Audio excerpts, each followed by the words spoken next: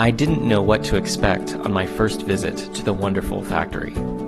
This is my first time to visit a manufacturing center at this capacity, where they can make up to 500,000 KN95 mask ventilators each day, alongside an additional 1.3 million disposable masks. Before entering the shop floor, we went through a cloakroom where we changed our shoes and crossed a high metal barrier prior to the sanitation zone seen here. This step-by-step process is mandated for all employees who are working on this level.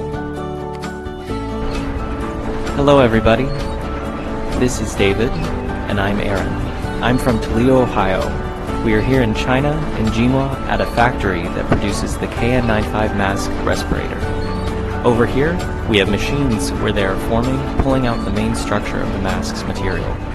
And just behind them are the machines for the 3-ply. Those are the surgical disposable masks. Now over on this side, we can see people working at machines that install the straps that we put around our ears and the metal clip that helps to form the seal around the nose. It's important to note that this factory is very clean.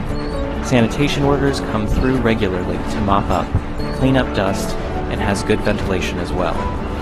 We can see that all of the workers are wearing protective gear, including earplugs, so they are achieving all those environmental standards that we're very concerned about meeting.